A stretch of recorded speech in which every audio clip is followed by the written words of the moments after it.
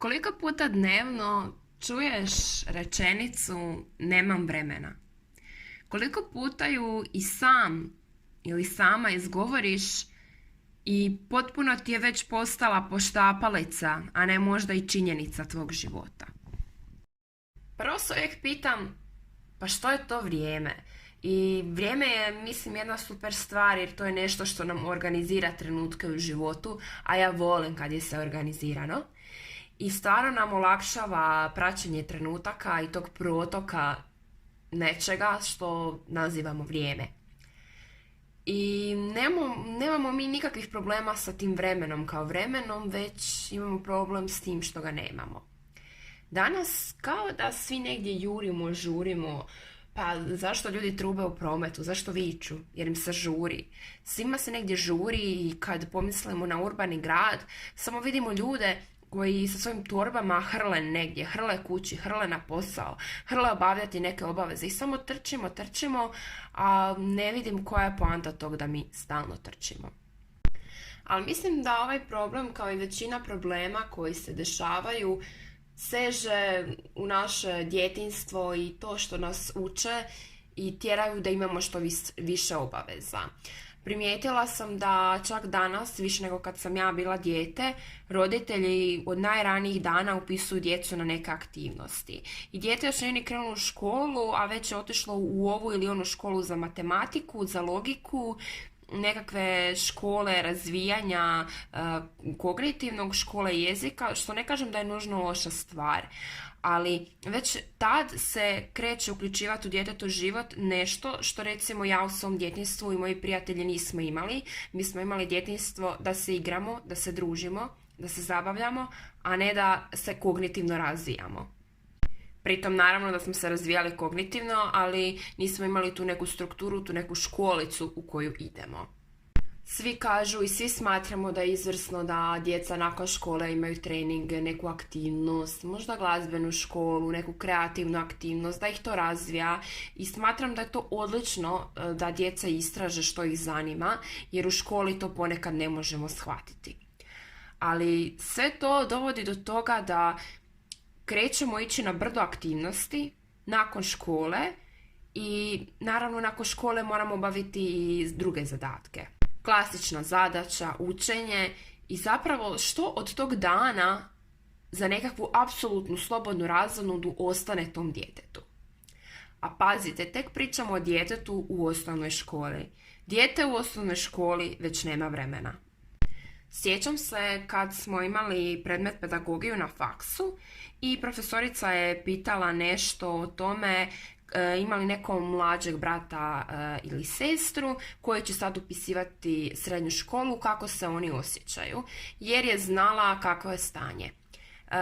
Jedan dečko se javio i rekao da njegova sestra treba ove godine upisati srednju školu, ali da je velika ta inflacija super odlikaša i da je ona pod ogromnim stresom, da mora sve proći s 5.0, ali to naravno nije dovoljno, već ona mora imati dodatna postignuća da bi upisala školu koju želi i da ona ima nekih 14 godina, a da živi pod takvim stresom, da ima probleme s anksioznošću upravo zbog tog velikog pritiska koji joj se nameće.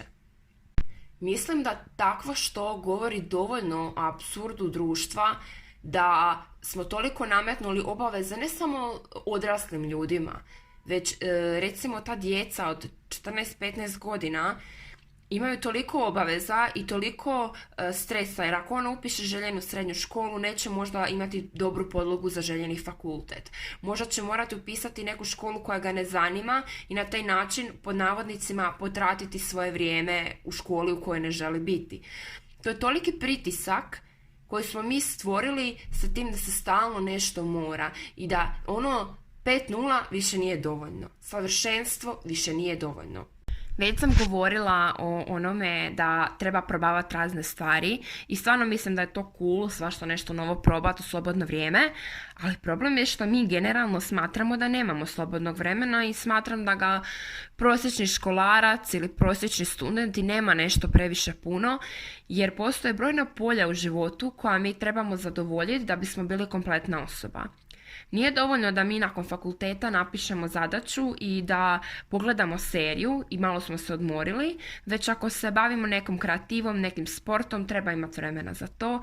Svakako trebamo uključiti druženja sa dragim ljudima, bilo to obitelj, prijatelji, ali kad pogledate dan, ne možete to sve ugurati u jedan dan i mislim da je prirodno da jedan dan radimo nešto više, drugi dan to isto radimo manje ili ne radimo, kako bi raspodijelili te svoje potrebe u životu.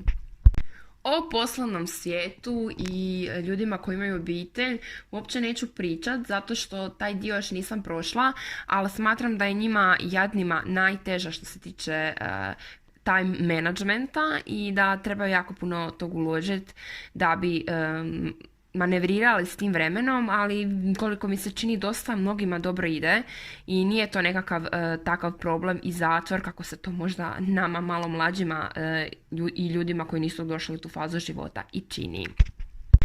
Motivirana brigom o sebi i motivirana time da možemo i trebamo provesti vrijeme na način na koji mi želimo, koji apsolutno želimo. Znači nije da zdravo je čitati, to razvija mozak, trebamo čitati pa ću ja čitati knjigu. Ne, želim čitati jer želim. Nećemo crtati ili slikati zato što to razvija naš hobi od kojeg možemo jednog dana zaraditi. Ne, dovoljna svrha je da je nama to zabavno i da mi to želimo. Mi pokušavamo danas, čini mi se, stvarima svima koje radimo naći svrhu. I naravno da nećemo raditi nešto čemu ne vidimo svrhu. Ali možda zaboravljamo da je zabava dovoljna svrha nečemu. Nije svrha svakog izlaska s prijateljima upoznat nove ljude jer to tako treba i da možda potencijalno upoznaš partnera ili partnericu. Nije svrha svake pročitane knjige nešto naučiti, iako se takve stvari događaju usputno, da nismo tog ni svjesni. I nije svrha svake serije razviti maštu, već je svrha najvažnija u svemu tome da se zabavimo. I kao što sam rekla, motivirana time da je zabava i nešto samo za sebe dovoljno, napravila sam knjižicu Pokloni svoje vrijeme sebi. Knjižicu u kojoj želim da uzmete vrijeme za sebe, ali s naglaskom da vi ne uzimate ništa, jer vaše vrijeme ne pripada vašim obavezama, vaše vrijeme pripada vama i vaše vrijeme možete iskoristiti kako god želite. Ta kratka knjižica sadrži moje stihove koji govore o vremenu i koji te mogu motivirati da se više brineš o sebi, odnosno da više vremena posvećuješ upravo sebi u svom životu, što ima apsolutno smisla. U knjizi sam osmislila neke aktivnosti kao što su crtanje, pisanje, bojanje i sve to nešto sam pokušala da te navodi da nije samo hajde ti nešto napiši, iako ima i toga, jer sam vam htjela ostaviti dodatnu slobodu. Knjižica je naravno apsolutno besplatna i kako biste je dobili na svoju mail adresu u PDF-u, trebate mi samo na Instagram poslati vaš mail i ja vam šaljem PDF. Bilo bi super da si isprintate tu knjižicu jer onda ćete moći bojati, crtati i tako, ali možete ako samo želite prelistati, dobiti neku inspiraciju za aktivnosti za vaše slobodno vrijeme kojima je svrha samo jedino zabava, ali naravno da kroz zabavu razvijamo mnoge druge stvari i da je to nekako neizbježno. Uzimanjem vremena za sebe, odnosno življenjem svog vremena, zapravo ćemo malo odmoriti od ovih nemam vremena i od svih ovih obaveza i malo usporiti, jer mislim da nam to svima treba. Često se čuje od starih ljudi da prebrzo danas živimo i vjerujem da oni znaju kako se živi sporije i vjerujem da je sporiji život puno kvalitetniji i za naš duh i za naše tijelo. Stoga, ako želiš malo usporiti i zanima te moja knjižica, ponavljam, javi mi se na Instagram sa svojim mailom i što prije mogu poslat ću ti knjižicu i nadam se da će ti biti od koristi. Hvala ti na slušanju ovog Nemam vremena podcasta i što iako nemaš vremena si odvojio ili odvojila vrijeme za ovaj podcast, a čitamo se i dalje na Instagramu, a slušamo u sljedećem podcastu. Bok!